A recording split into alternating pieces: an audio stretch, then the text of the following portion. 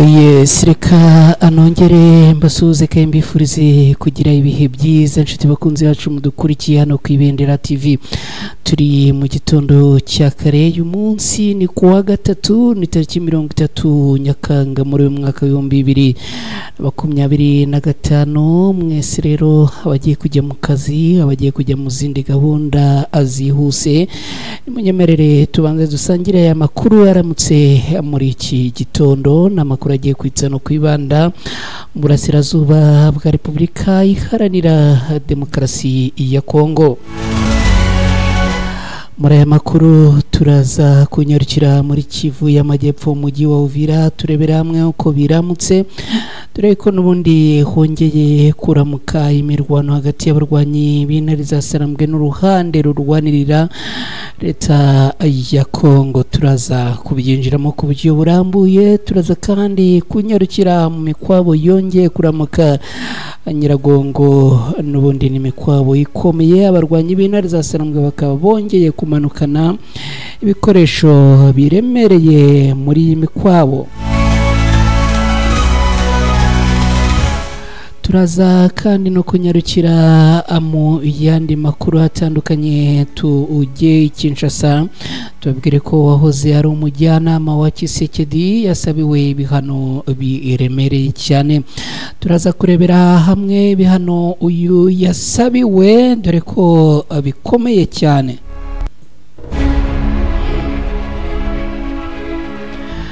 Turaza kandi no kunyarukira muri Runingo ni muri Kivu y'Amajyepfo, tubabwire ko n'ubundi naho haramutse imirwano ikomeye cyane. Abarwanyi b'intare za Sarambwe bakaba byongeye kwisanga n'ubundi bagabweho ibitero bikomeye cyane mu rukerera rwo kuri uyu munsi. Turaza kurebera hamwe uko biramutse muri teritwari ya Masisi ni muri Kivu y'Amajyaruguru muri Repubulika Iharanira Demokarasi ya Kongo, naho hongeye kuramuka imirwano ikaze hagati y'abarwanyi b'intare za Sarambwe n'igisirikare kirwanira leta ya Repubulika Iharanira Demokarasi ya Kongo.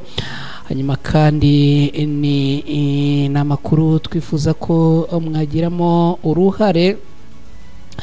Kugira uruhare muri aya makuru rero ni ibintu byoroshye cyane. Icya mbere ni ukuduha umwanya wawe utari buze kuba munini, ubundi tugasangira aya makuru. Hanyuma niba bamaze kugera hano kandi ikindi na akwibutsa ni uguterekaho like yawe. Hanyuma mugiye ukora like wibuke no kuba wasangiza inshuti n'abavandimwe bawe aya amakuru. Nta kindi no gufata link haso ngaho gahita wisharinga inshuti n'abavandimwe bawe, ubundi amakuru akagera akuri bose. Niba ari bwo bwa mbere ugeze hano, nyemerera ukore subscribe. Mugiye ukora subscribe kandi wibuke gukora no kuri ako kantu k'inzogera kugira ngo n'ubundi amakuru utahagiye kugeraho udatakaje umwanya wo kujya kuyashakisha. Turaza kandi no kurebera hamwe uko byifashe mu uduce twa Ngururu na Ndete twigaruriwe n'abarwanyi b'intare za Sarambwe, dore ko mu rukerera rwo kuri uyu munsi hamaze gupangwa operasiyo ziremereye. Ni operasiyo kandi bivugwa yuko zamaze kugenda zivanwamo imbunda zitandukanye. Ibi turabyinjiramo ku buryo burambuye mu kanya. Reka ambigenze gutya ubundi ingaruke twanzika.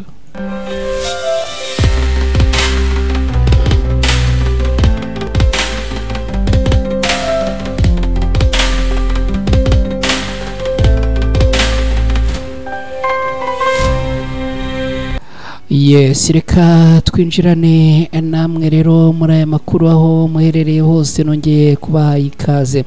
Reka aya makuru tuyahere mu mujyi wa Uvira ni muri Kivu y'Amajyepfo. Tubabwire ko abarwanyi b'intare za Sarambwe bongeye n'ubundi gucakirana n'abarwanyi bo ku ruhande rwa leta ya Kongo muri Katogota.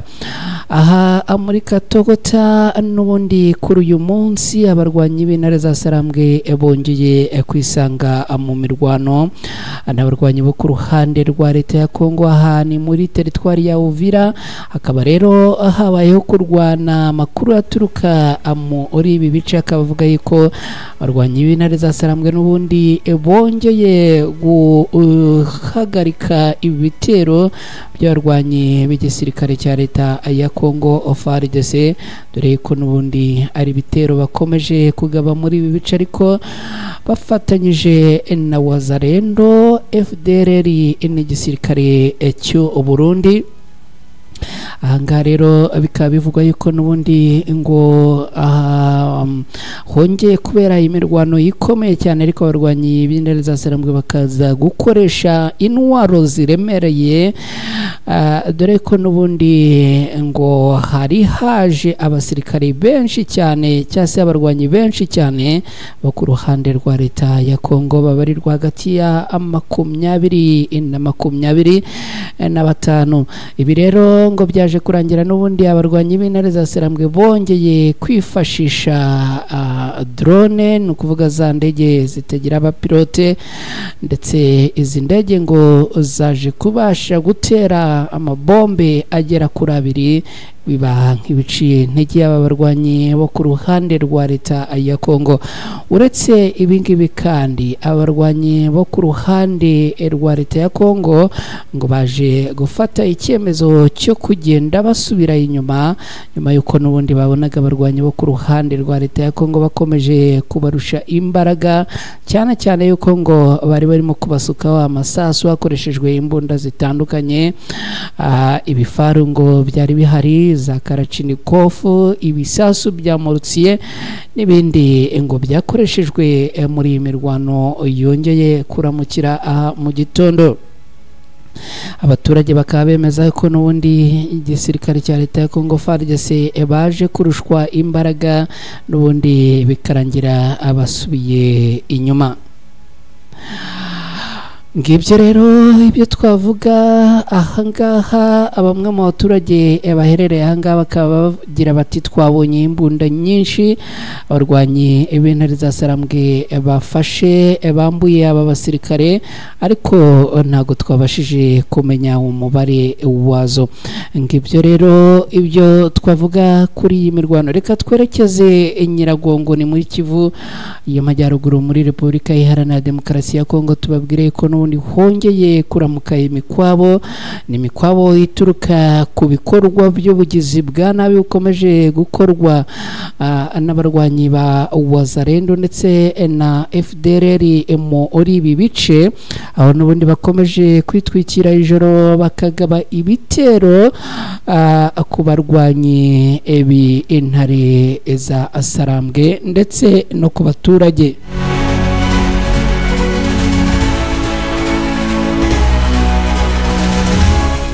Intandaro y'iyi mikwabo yongeye kubura ahangaha n'umuntu twababwiye ko yasanzwe n'ubundi hafi ya Nyiragongo, n'ubundi bivugwa yuko ngo yishwe atewe ibyuma. Abarwanyi b'intare za Sarambwe rero bakaba bongeye gukaza imikwabo muri ibi bice ndetse no muri iri ishyamba rya Nyiragongo. Nta yindi mpamvu ni ukubera ibi bikorwa bikomeje kugenda abibera ahangaha.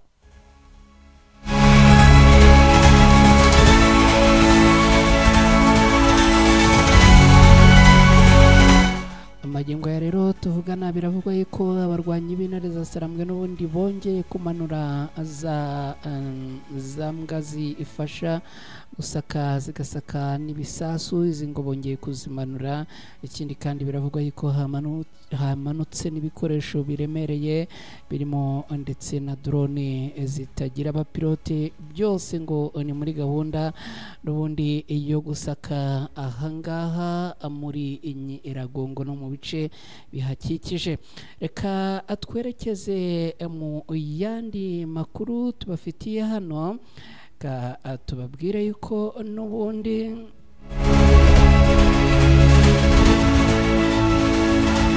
reka tubabwire ko aya makuru tuyerekeje muri Kivu y'Amajyaruguru muri teritwari ya Masisi. Tubabwire ko imirwano ikomeye yongeye kuramuka mu gace ka Kicanga, aba barwanyi b'intare za Sarambwe barimo kurwana n'uruhande rurwanirira leta ya Kinshasa.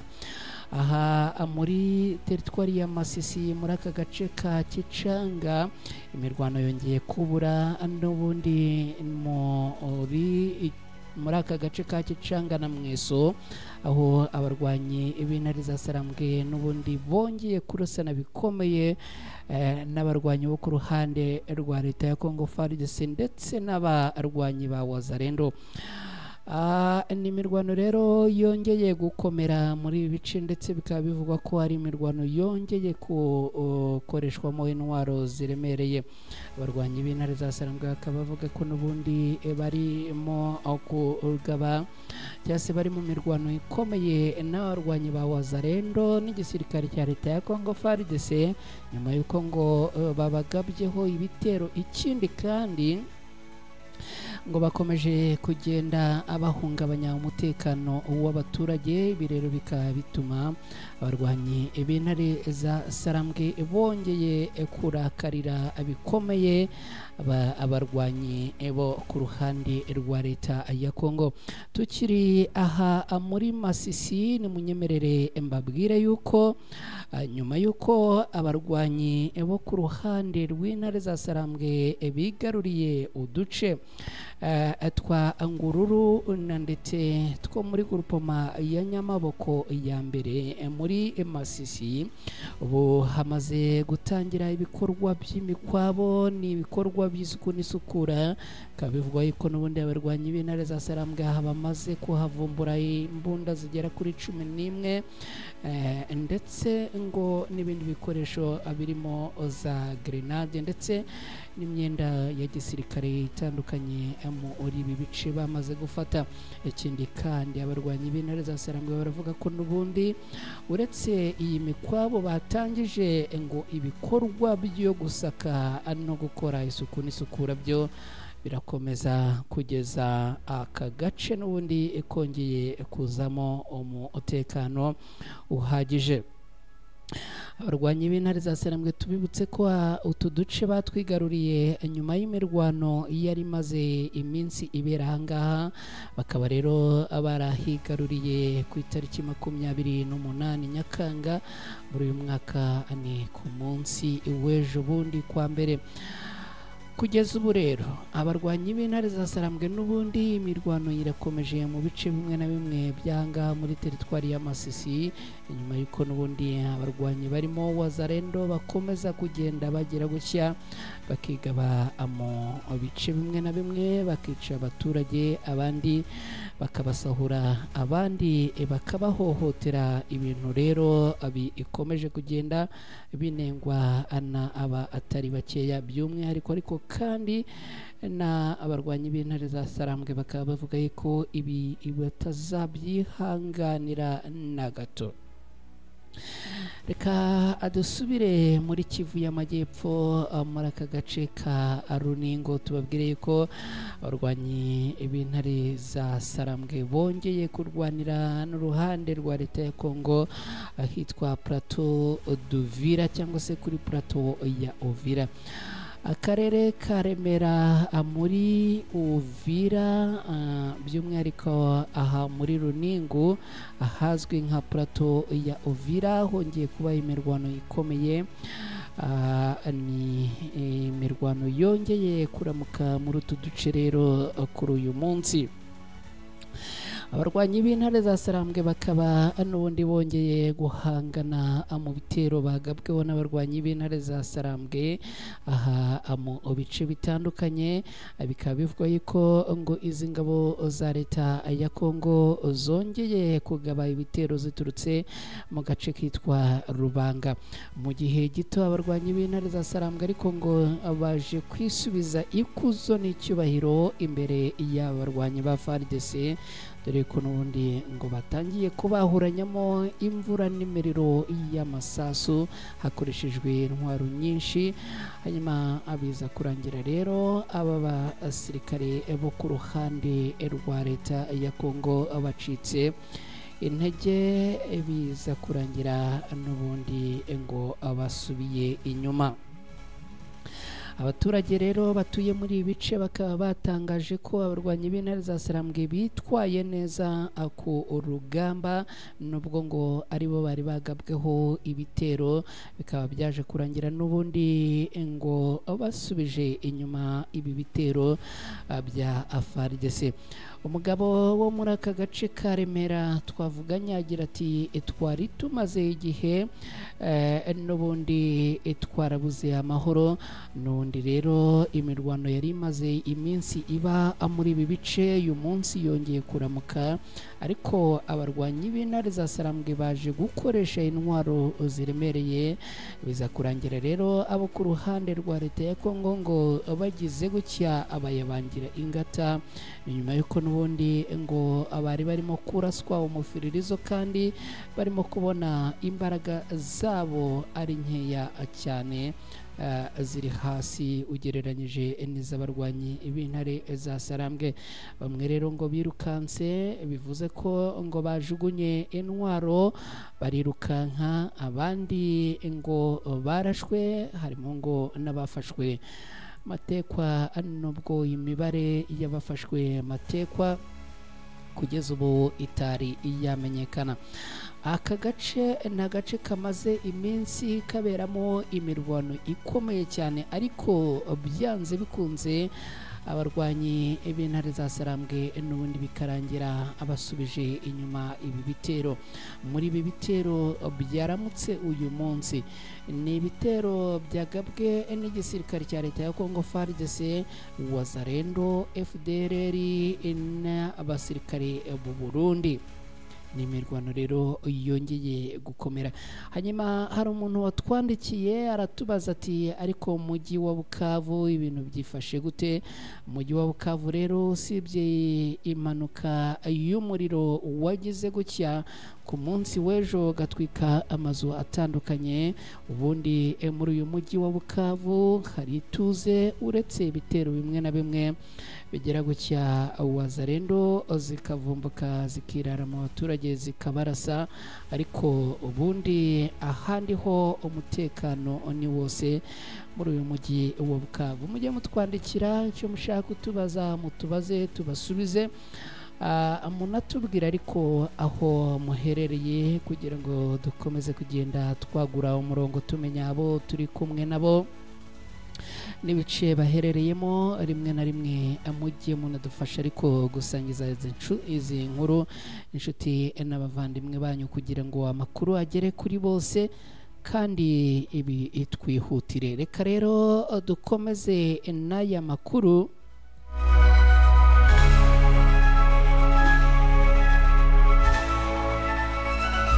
Reka dukomeze n'aya makuru, mbabwire yuko hari uwafatwaga nkaho ari inshuti magara ya Kisekedi.